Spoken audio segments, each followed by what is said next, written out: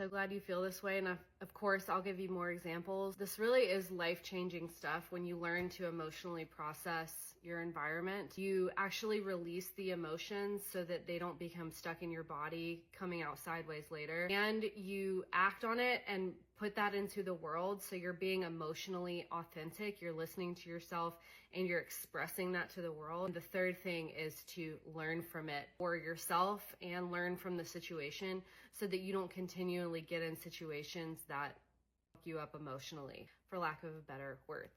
So I'm going to give you an example right now that happened to me yesterday. It's not that deep. It's a very lighthearted example. Take what you like and leave the rest. Remember, we're going through this method. It's my BEND method, BEND. The idea is that when there is a singular stressor, usually comes out an unwanted behavior that we have.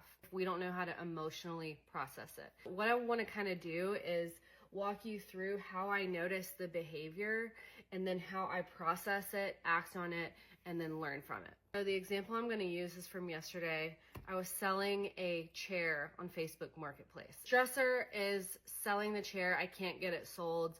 People keep putting in, like, saying, is this still available? I'll come to get it at this time, and then not showing up, etc., etc. That probably has happened like 3 or 4 times. So it's been on Facebook Marketplace for a couple weeks now. It's a piece of shit chair. It's listed very cheap.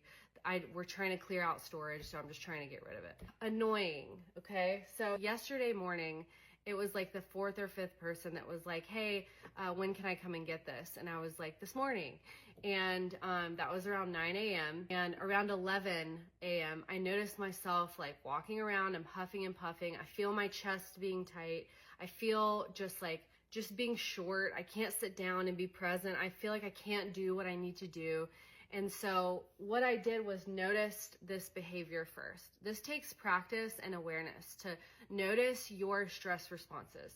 I was like ruminating, but it was like subconsciously about it. And I realized I was waiting on this dude to be like, hey, I'm on my way. Stressed, I'm tense, this has built up over time. I'm sick of it, and it's come out in this behavior. Where a lot of people get stuck here is they're just like, oh, like whatever, this is part of it. They don't validate themselves. And so the behavior just keeps going because you're not like, oh, there's a valid reason this is coming out. And so what I did was I was just like, okay, this makes sense. This is so annoying. I've been trying to sell this for weeks. Basically, I put the behavior in context. Like, why am I stressed? What is the reason for this?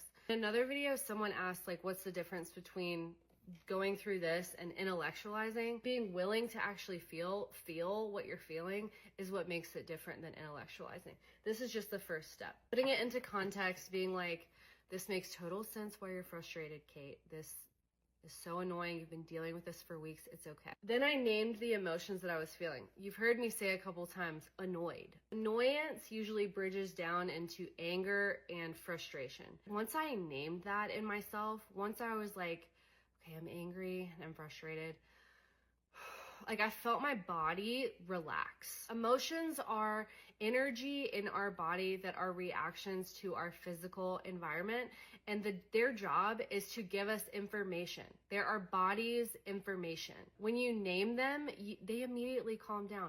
A brain researcher, Dan Siegel, coined the term name it to tame it. It literally means that naming emotions tames them. It brings down the intensity, and you'll see this once you start doing this. Validating yourself is the ultimate nervous system regulation tool. That's what I did second, when I was like, okay, I'm angry, I'm frustrated, okay. And then I asked myself, like, let me get specific about this. Like, what specifically am I angry about? And I'm like, okay, I told this guy to come in the morning. It was 9 o'clock. He told me he would be there in a bit. So for me, a $25 kind of nice leather recliner for $25, I would be going there immediately.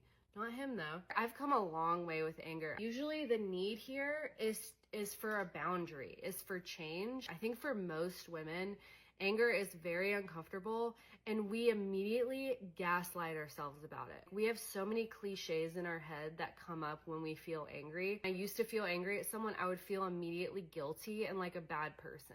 I'd be like, oh, hurt people, like that's why they're doing this. Or what's another one? Oh, you never know what someone's going through, be kind. And so you're just like literally invalidating your anger, and it's there to protect you and so that you can learn from it and make a change so that you can be okay. If you go through life thinking that you're gonna be some like Gandhi or Mother Teresa and like not have anger, that is just, you're in denial. That's never gonna happen. What I would next ask is like, where did you learn that? I bet there are specific memories where you were angry and someone was just like, turn the other cheek.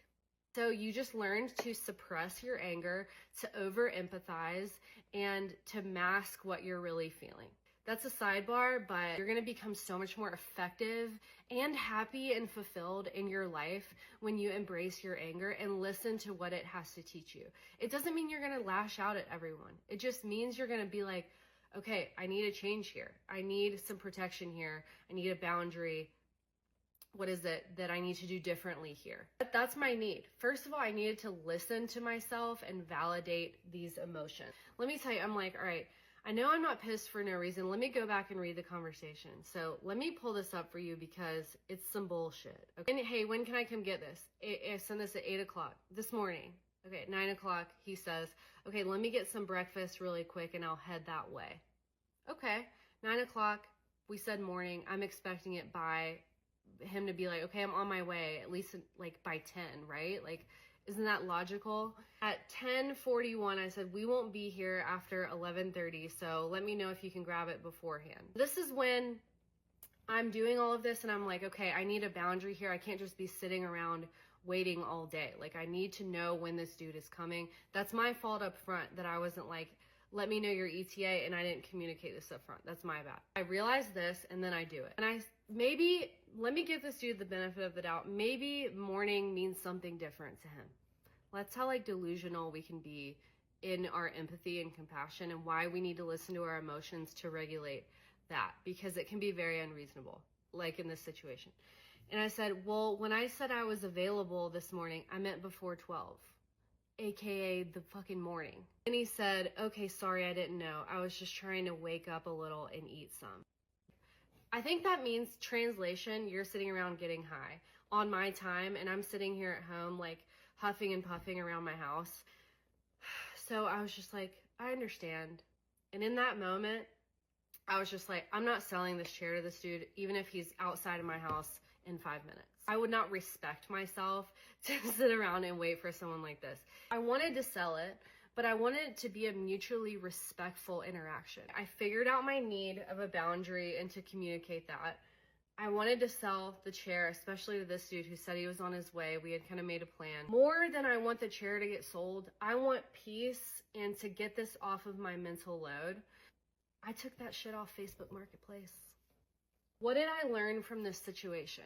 About myself, I learned that I need to communicate on the front end in ETA if I ever get on Facebook Marketplace again. Two, I learned that I've come such a long way with my anger, and I'm so glad that it's there to be like, hey, Kate, you're extending way too much grace here, and it's coming at your expense. Like, that's not cool. We need to change now. When you do this, when you process your emotions, when you create boundaries and like let shit go, like when the solution to my problem was like, hey, my husband's either gonna deal with this, it's gonna sit in storage, or we're gonna figure it out. I'm just not doing it anymore right now. I trust that this will get taken care of because I want it to, purely because I want it to.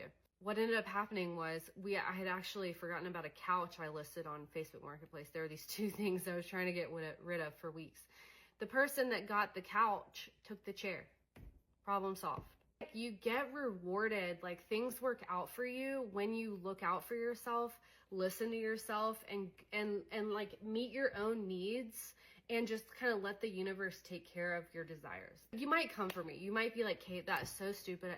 And I get that. A couple years ago, I would have done that too.